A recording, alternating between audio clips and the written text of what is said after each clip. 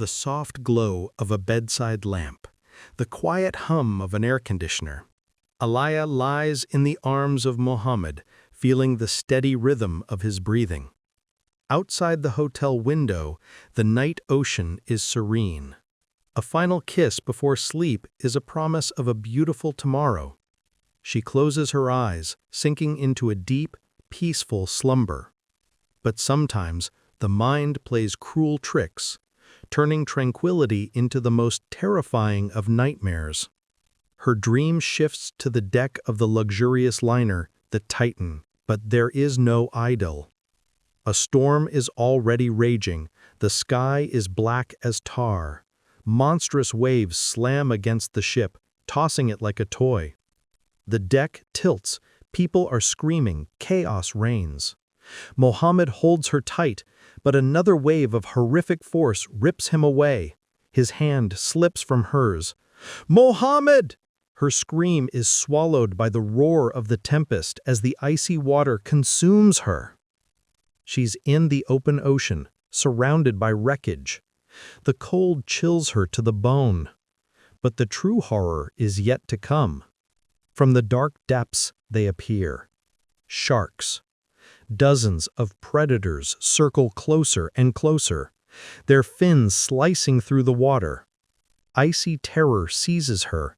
This is the end.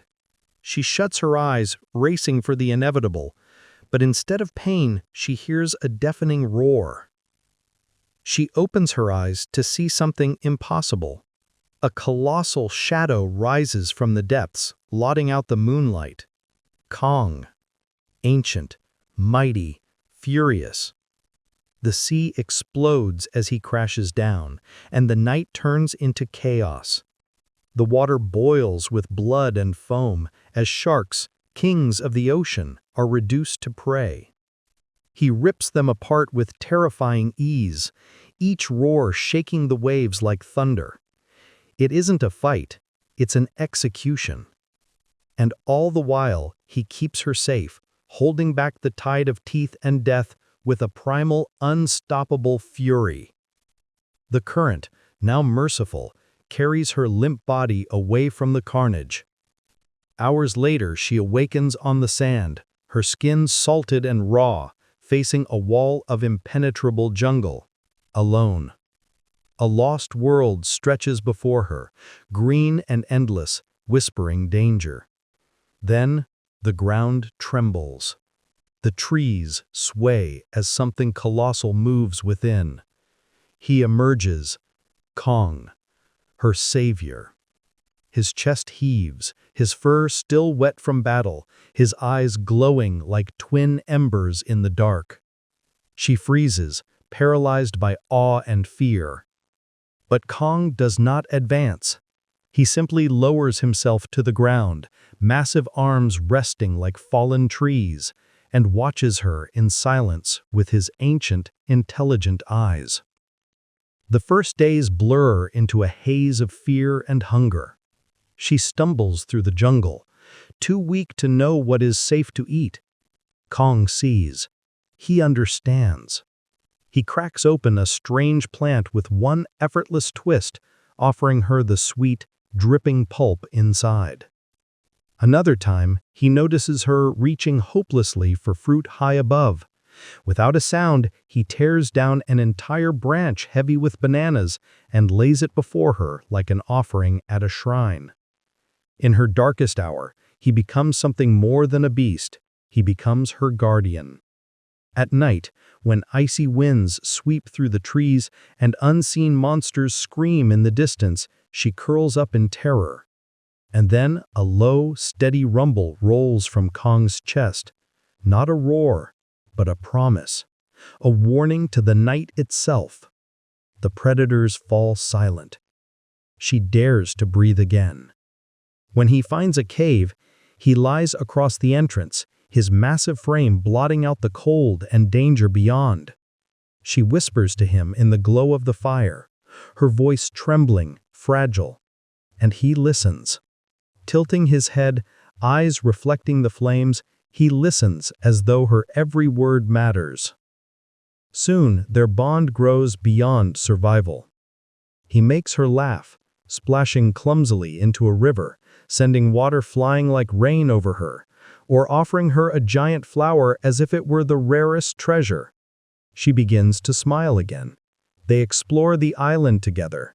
He shows her hidden waterfalls with the purest water, leads her to a cliff with a breathtaking view of the ocean. She learns to survive, to build a fire. In the evenings, they sit by its warm glow. She, a small, fragile figure. He, a giant, dependable shadow behind her. One day, as she tells him about Mohammed, she begins to cry.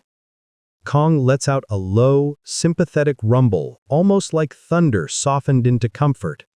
Gently, almost weightlessly, he extends his giant finger and wipes a tear from her cheek.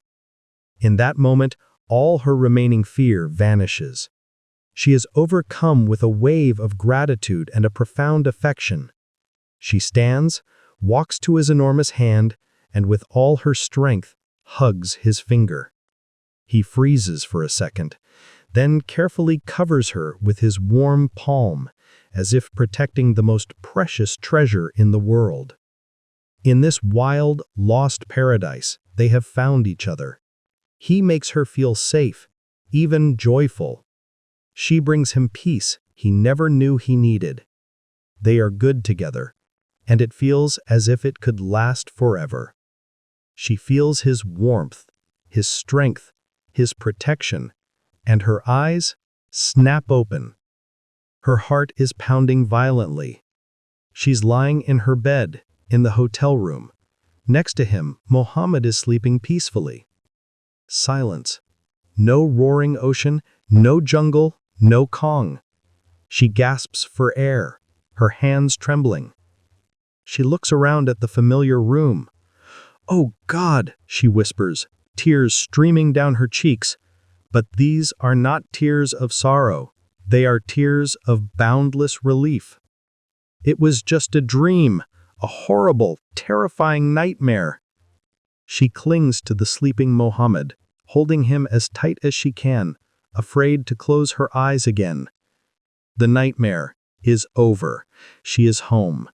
She is safe.